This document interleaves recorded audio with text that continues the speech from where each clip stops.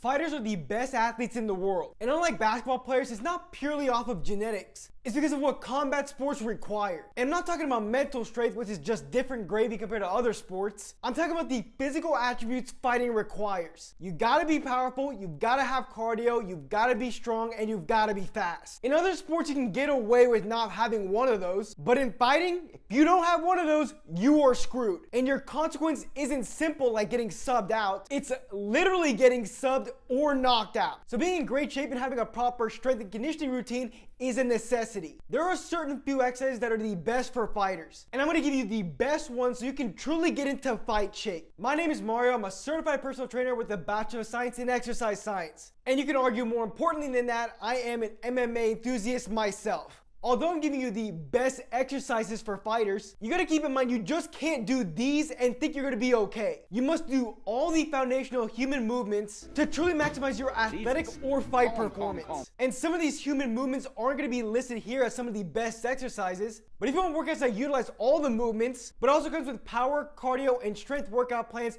be sure to check out my 120-day peak athleticism package, where you have everything you need, plus you work with me to unlock your game-changing athleticism. I'll leave the link in the description to it, and if you use code COMBAT, you get 30% off, which is a massive deal. So yeah, be sure to check that out after this video. There are some athletes and some fighters who suggest that lifting is gonna be bad for them because it's gonna make them slow and stiff and have awful cardio. But we're not lifting like bodybuilders in the gym. If you lift like an athlete with a focus on movements over muscles, you're gonna become, wait for it, more athletic. For some reason, this is some crazy concept to people, but it's so simple. Get good at movements, you're gonna be more athletic no matter how much muscle you build. Lifting weights for athletes and fighters will lead to improved power and explosiveness, improved muscular endurance, decreased injury risk, and overall enhanced physical fitness, aka you get into fight shape. This leads to the first of my top 5 exercises for fighters, which aren't in any particular order, which is heavy compound lifts that require core stability. Keyword being that requires core stability, so we're gonna be ruling out the bench press here. But again, that doesn't mean the bench press is a bad exercise, but I just wouldn't classify it as the best exercises for fighters. The core is the most important muscle group for any athlete and anyone who wants a high quality of life, as the core literally initiates all human movement. Let me repeat that and go get a pen and paper to write this down. And then after you're done, you'll stick that paper to a bodybuilder's back, because we know he ain't touching that. The core initiates all human movement, so it needs to be strong. Although you can do individual core work, which I am a fan of, it's just way more convenient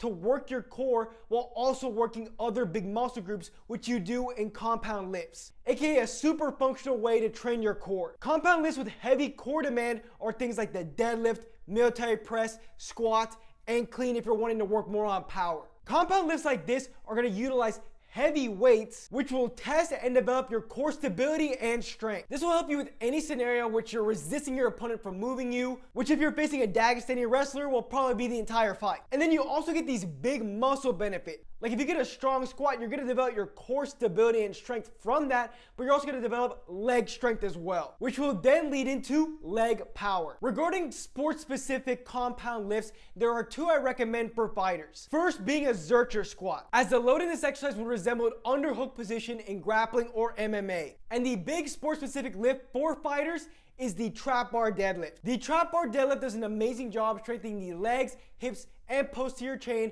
which are essential for explosive movements in mixed martial arts. Compared to a squat or barbell deadlift, you're able to accelerate much faster in this exercise, which will lead to greater transferability to fighters. You can also use different varieties like Leon Edwards here, doing a B-stance trap bar deadlift to focus on one side and prevent any muscular imbalances. The next exercise to make the list of the best exercises for fighters also trains the core extremely well, and if you're a fan of my channel, you probably know what it is. It's a weighted carry. I will say that hands down for athletes and bodybuilders, you need to incorporate carries into your workout routine. If you watch a fighter's workout routine, you will most likely see a carry or march exercise in their routine because of the athletic benefits they have, as weighted carries improve trunk stiffness and bracing. If you ever hear about runners improving their technique so they can run more efficiently, that's what trunk stiffness does. So as a fighter, if you can improve your trunk stiffness and your movement efficiency, it's gonna give you a huge strength and indirectly a cardio advantage in fights. as you're not leaking energy through improper movement patterns when you're fighting. Improving trunk stiffness also will allow fighters to do unilateral tasks more efficiently. And unilateral movements are a massive part of all sports, so this is a huge plus. Weighted carries also improve core strength, which I went into a little bit earlier. And I'm going to explain what I mean by core strength so you kind of understand a little bit better. When you're improving your core strength, you're strengthening your deep stabilizer muscles. These are muscles under the six-pack that truly make up the core that all these athletic coaches talk about, myself included. Keep in mind, these deep stabilizer muscles aren't going to be trained with your normal ab routines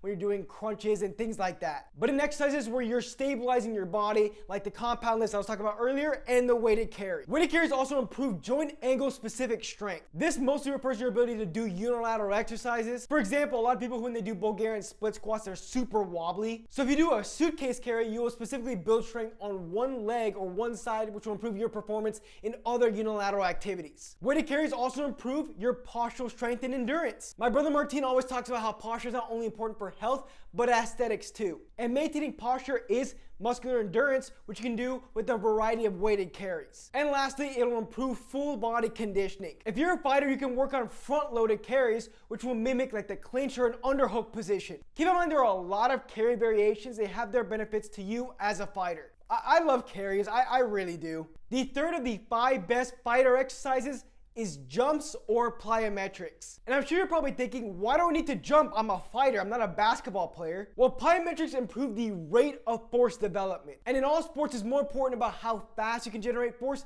and not how much. MMA athletes not only need to use their legs to throw kicks, but also shoot explosive takedowns and even throw punches. There are studies showing the correlation between increased jump height and punch force, which makes all the sense in the world. Plyometrics and jumps are going to increase your rate of force development, aka your speed, your agility, and your power. Funnily enough, I made an entire video going over plyometrics on improving your punching and kicking power for fighters, but more on that later in this video, trust me. Now on to exercise 4, high intensity anaerobic cardio. Some people like to call it power endurance. Most of the cardio domains in MMA are anaerobic or power endurance, because it's not some long, low intensity sport. It's a sport with a series of sprints basically. Like when you punch and kick, you're pretty much putting max power on it every time. MMA athletes need to perform max power strikes repetitively. I swear the first time I sparred in a cage with everybody watching me, I threw like 2 max intensity kicks and I was already gassed. That's because my anaerobic endurance was not good. Anaerobic cardio or power endurance is high intensity cardio, which will have you gasping for air and it'll be very fatiguing. So think about sprinting. This type of cardio will increase your lactate threshold and improve your speed and power. The simple way for me to describe your lactate threshold is when your exercise goes from